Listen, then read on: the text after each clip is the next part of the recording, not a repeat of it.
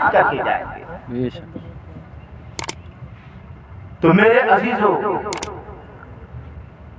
جو آیا ہے ایک نہ ایک دن اس دنیا سے اسے جانا ہے،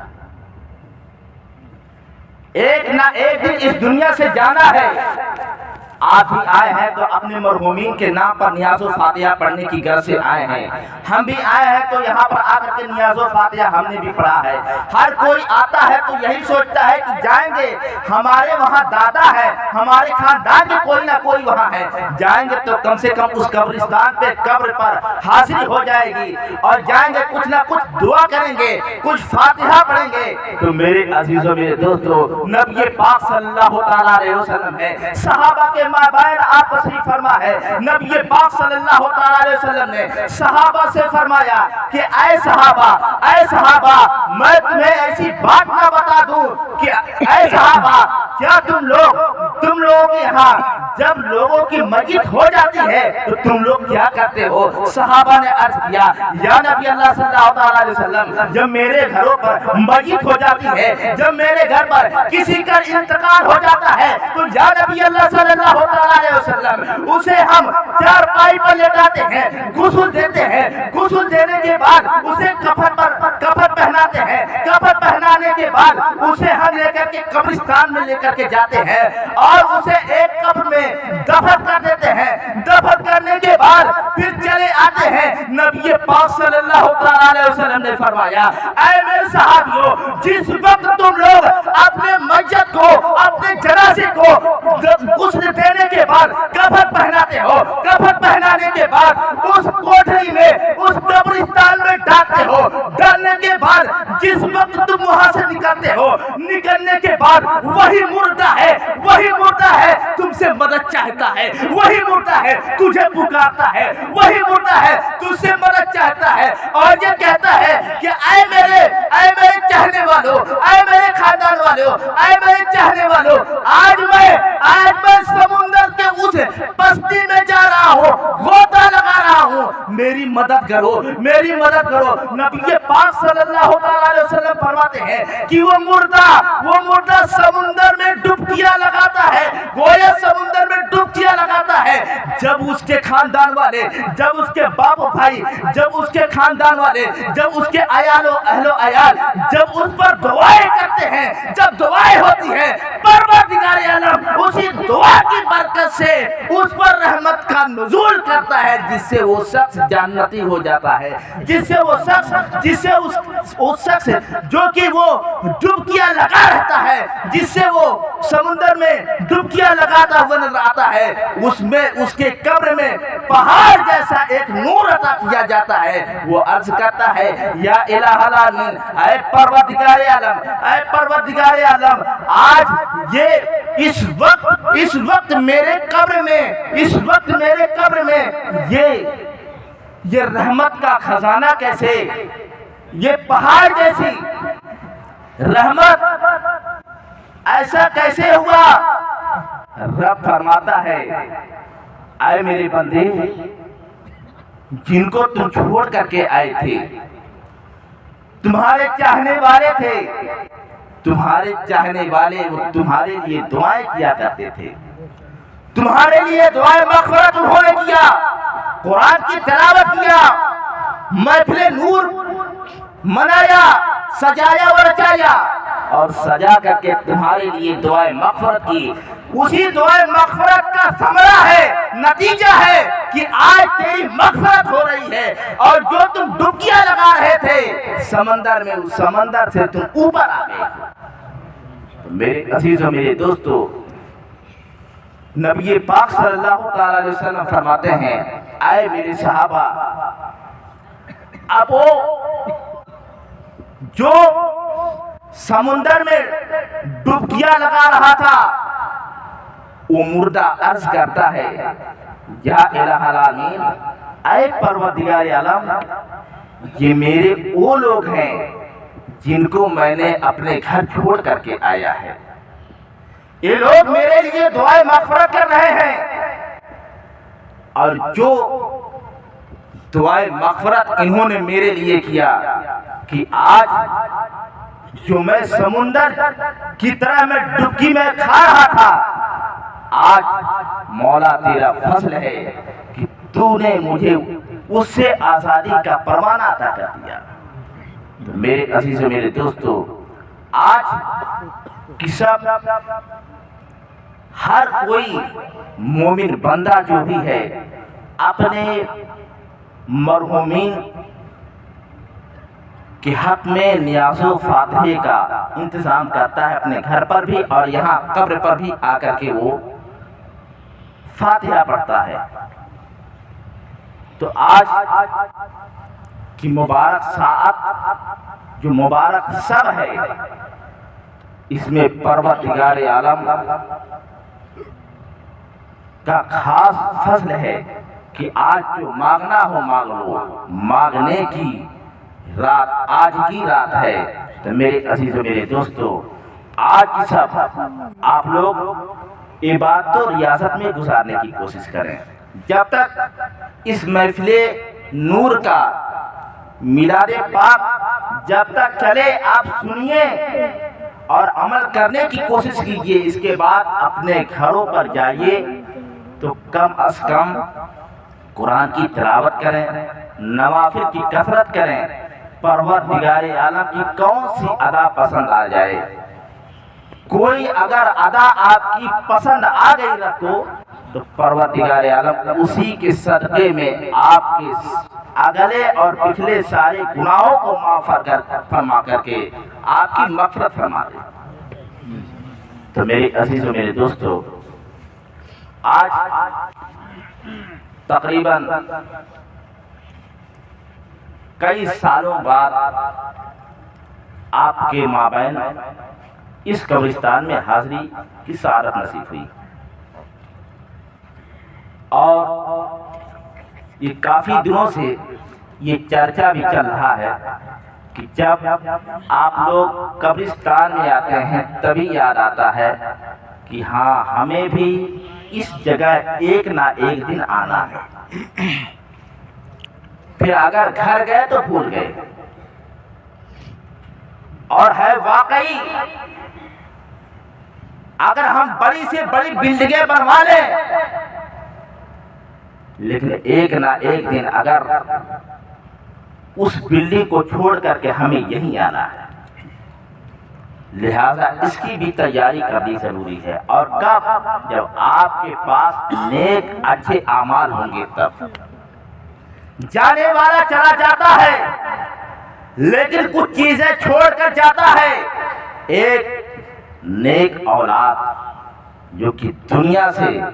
انسان چلا گیا، لیکن نیک اولاد اگر چھوڑ کر کے گیا ہے، جب تک وہ دنیا میں رہتا ہے اس کے لیے دعائیں مغفرت کرتے ہوئے نظر آتا ہے۔ اور ایک عالم دین جب نماز پنجگانہ کے لیے کھڑا ہوتا ہے، جس وقت اپنے ہاتھوں کو دراز کرتا ہے اور دعا کرتا ہے، اللہم اغفر لی ولوالدی، اے پروردگار اعلیٰ میرے والدین کی مغفرت فرما، تو کیا 5 وقت نماز پڑھنے والا عالم دین 5 وقت اگر رب کی بارگاہ میں اگر یہ دعا کرے، مولا میری والدین کی تو مغفرت فرما، کیا پروردگار عالم اس کی دعا کو نہیں سنے گا؟ پروردگار عالم کیا اس کی دعا کو قبول نہیں فرمائے گا؟ اگر 5 وقت نماز پڑھنے والا عالم دین اپنے والدین کے لیے دعا کرتا ہے، اللہم اغفر لی ولوالدی، اے پروردگار عالم میرے والدین کی مغفرت فرما دے، اے پروردگار عالم میرے والدین کی مغفرت فرما دے، تو پروردگار عالم کی درجہ رحمت جوش میں آ کر کے یہ پکارے گی، اے فرشتو یہ دیکھ لو، یہ میرا بندہ ہے، یہ میرا بندہ ہے، اس کا باپ تو دنیا میں کوئی نیکی نہیں کیا تھا، لیکن یہ دنیا میں اپنے ایک نیک سالے بیٹے کو چھوڑ کر کے آیا ہے، اور یہ میری بارگاہ میں دعا کرتا ہوا نظر آتا ہے، یہ عرض کرتا ہے، اللہم اغفر لی ولوالدی، اے پروردگار عالم میرے والدین کی تو مغفرت فرما دے۔ تو پروردگار عالم والدین کی مغفرت فرما دیتا ہے۔ تو میرے عزیزو میرے دوستو، اگر آپ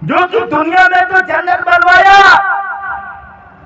اپنے آپ کو ربوبیت کا دعویٰ تو کرتا تھا کہ میں رب ہوں، لیکن جنت کو یاد کر کے بھی جنت کا حقدار نہ ہو سکا۔ لیکن ابو بکر جنہوں نے جنت کو یاد نہیں کیا بلکہ موت کو یاد کیا، فاروق اعظم جنت کو یاد نہ کیا، موت کو یاد کیا، عثمان غنی جنت کو یاد نہ کیا، موت کو یاد کیا، حیدر کرار جنت کو یاد نہ کیا، موت کو یاد کیا، اور یہ لوگ جنت کو یاد نہیں کیے، موت کو یاد کیے۔